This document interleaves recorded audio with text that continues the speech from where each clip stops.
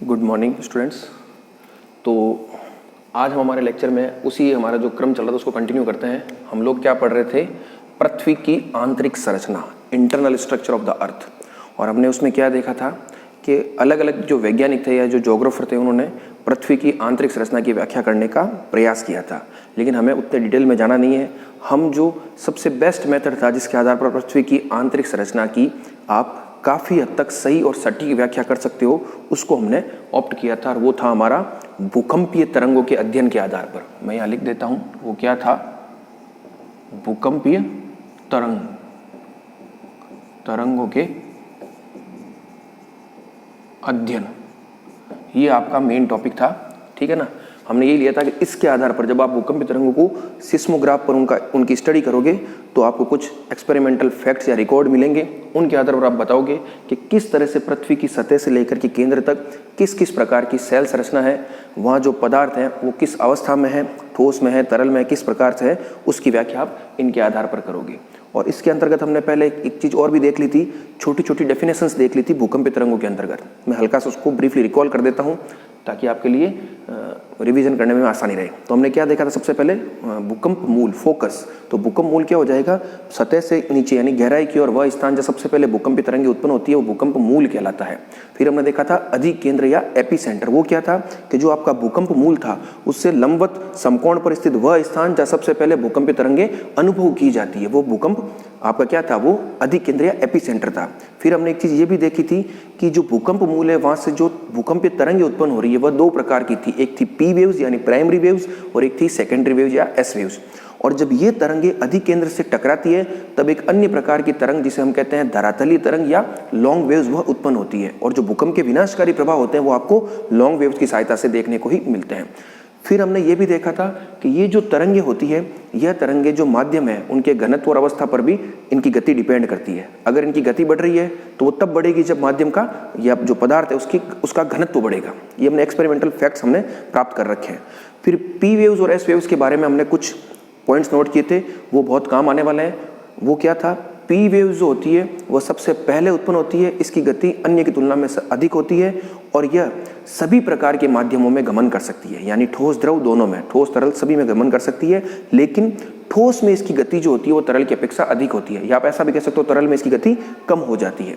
उसी प्रकार secondary waves की बात करें तो ये पी वेव्स के बाद उत्पन्न होती है, इसकी गति जो होती है वो पी वेव्स की तुलना में कम होती है। यह केवल ठोस माध्यम में गमन कर सकती है, तरल में नहीं कर सकती है। ये छोटी छोटी बेसिक प्रॉपर्टीज थी।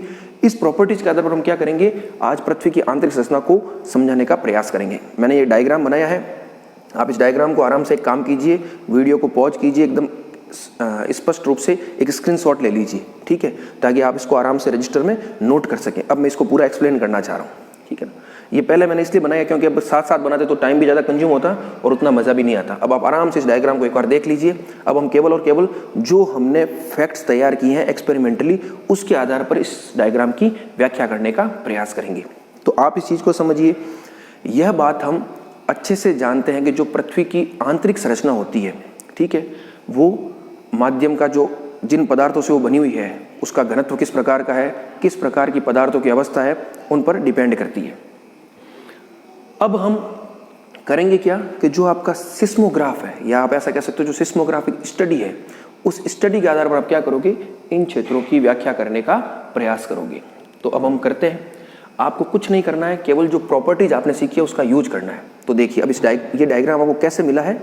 एक्सपेरिमेंटली जो डाटा मिले हैं उनको आपने क्या किया है? एक ग्राफ में प्लॉट किया है और आपने एक आरेख प्राप्त किया है। इस आरेख से हम पृथ्वी की सतह से लेकर के केंद्र तक किस किस प्रकार के पदार्थ की अवस्था है, वहाँ किस प्रकार के घनत्व की स्थिति है, घनत्व बढ़ रहा है, कम हो रहा है, ज़्यादा है, कम है, उसकी हम व्याख्या करेंगे।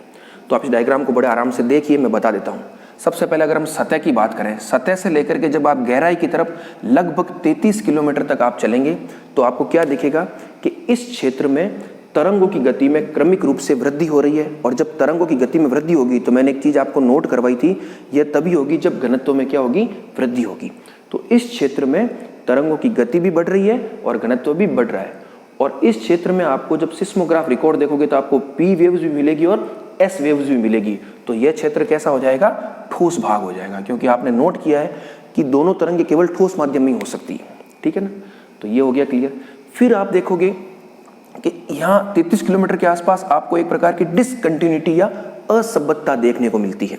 उसका नाम दिया गया है मोह असभ्यता। ये वेरी इंपॉर्टेंट चीजें हैं, प्री में कभी भी इस प्रकार के फैक्चुअल क्वेश्चन पूछे जा सकते हैं। तो मोह असभ्यता, ये डिसकंटिन्यूटी क्या है कि आपको ये तो पता है कि घनत्व बढ़ रहा है और पी और एस की गति बढ़ रही है, लेकिन इस छोटे से स्थान में क्या होता है, तरंगों की गति में अचानक वृद्धि हो जाती है। और जब अचानक वृद्धि होगी तो उस स्थान का घनत्व भी क्या होगा, तुलनात्मक रूप से, चाहे आप ऊपर से देखो चाहे नीचे, इसके जस्ट नीचे देखो, बहुत ज्यादा होगा। यानी इस क्षेत्र के ऊपर भी घनत्व कम है और इस क्षेत्र के नीचे भी इसकी तुलना में घनत्व कम है, लेकिन यह घनत्व ज्यादा है। और जब इस प्रकार की डिसकंटिन्यूटी होती है तो उसको हमने नाम दे दिया मोह असभ्यता। ठीक है, तो यहां तक हमने इस आरेख को समझा दिया। और जब आप 0 से 33 किलोमीटर का क्षेत्र है, इसका नाम दिया गया है, इसको नाम दिया गया है भूपटल या क्रस्ट। ठीक है ना, भूपटल या क्रस्ट। वैसे एक डायग्राम में और बनूंगा, उसमें ये और अच्छे से आएंगे, लेकिन अभी आप इसको यहाँ समझ लीजिए। तो इस चीज को हमने बता दिया, हमें कुछ भी एक्स्ट्रा नहीं करना है। जो आप पी वेव्स और एस वेव्स की प्रॉपर्टी जान रहे हो उसके आधार पर ही मैं इसकी व्याख्या कर रहा हूँ। बस एक बार आप सुन लीजिए, बाकी डायग्राम देखते ही आपको याद हो जाएगा, वेरी इंपॉर्टेंट है। फिर जब आप 33 किलोमीटर से आगे बढ़ोगे, 100 किलोमीटर तक जाओगे, तब आपको क्या दिखेगा कि तरंगों की गति में क्रमिक वृद्धि हो रही है। जब तरंगों की गति में वृद्धि हो रही है तो यहाँ भी क्या हो रहा है, घनत्व बढ़ रहा है। और इस क्षेत्र में भी आपको पी वेव्स और एस वेव्स दोनों दिख रही है, तो इसका मतलब ये भाग भी कैसा हो जाएगा, ठोस भाग हो जाएगा। तो सतह से 100 किलोमीटर तक आपको पूरा क्या मिल रहा है, ठोस भाग मिल रहा है। लेकिन जैसे ही आप 100 किलोमीटर से 200 किलोमीटर के क्षेत्र तक जाओगे तो वहां पर आपको तरंगों की गति में क्या मिलेगी, कमी मिलेगी। तरंगों की गति में कमी मिलेगी, लेकिन इस क्षेत्र में आपको पी वेव्स और एस वेव्स दोनों मिलेगी।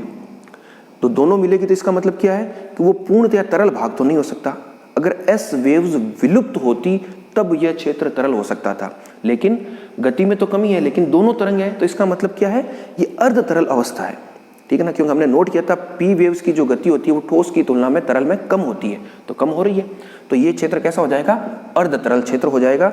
इसका एक पर्टिकुलर नाम है, उसको हम कहते हैं LVZ, लो वेलोसिटी जोन। मैं यहां लिख देता हूं, लो वेलोसिटी जोन, या इसको आप प्लास्टिक दुर्बलता मंडल भी कहते हो। और ये कैसी अवस्था में है, अर्ध तरल अवस्था में है। अभी तो हम इसको फैक्चुअल देख रहे हैं, जब आगे हमने एक टॉपिक में नोट किया था प्लेट विवर्तनिकी सिद्धांत या प्लेट टेक्टोनिक्स, वहां जब हम प्लेटों की गतिशीलता पढ़ेंगे तब यह क्षेत्र बहुत इंपॉर्टेंट होगा, वहां इसका फिजिकल सिग्निफिकेंस भी आपको पता चलेगा।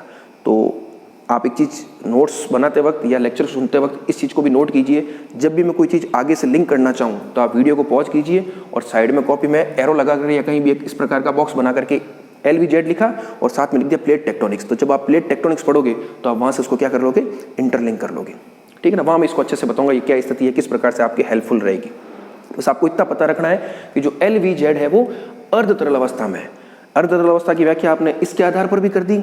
और वैसे आप जब हमने फर्स्ट लेक्चर में एक डायग्राम बनाया था कि जब आप गहराई की तरफ जाते हो तो प्रति 32 मीटर पर 1 डिग्री सेंटीग्रेड तापमान कम होता है, तो वहां पर भी हमने तापमान, घनत्व और गलनांक बिंदु के आधार पर भी इसको बताया था कि इस स्थान तक आते आते क्या होता है, चट्टानें जो होती है वो अपने गलनांक बिंदु को प्राप्त कर लेती है, क्योंकि तापमान बढ़ रहा है। इस कारण से भी इस क्षेत्र में क्या होती है, तरंगे पिघली हुई अवस्था में होती है। तो वैसे भी बता सकते हो, और ये तो बिल्कुल सिस्मोग्राफ के आधार पर आप बता रहे हो, तो ये तो एक्सपेरिमेंटली प्रूफ है। तो हम 200 किलोमीटर तक पहुंच गए। फिर आप 200 किलोमीटर से आगे चलोगे तो लगभग 2900 किलोमीटर तक आप जाओगे, तब उस क्षेत्र में आपको तरंगों की गति में क्या मिलेगी, वापस वृद्धि मिलेगी।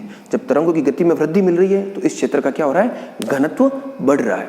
और इस क्षेत्र में आपको पी और एस वेव्स दोनों मिल रही है, तो इसका मतलब ये क्षेत्र कैसा हो जाएगा, ठोस हो जाएगा।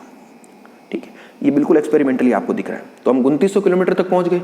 अब 2900 किलोमीटर पर क्या होगा, वापस आपको एक प्रकार की डिसकंटिन्यूटी मिलेगी। डिसकंटिन्यूटी का मतलब क्या हो जाएगा कि इस क्षेत्र में, इस पर्टिकुलर एक छोटे से एरिया में क्या होगा, तरंगों की गति में अचानक वृद्धि होगी। अचानक वृद्धि का मतलब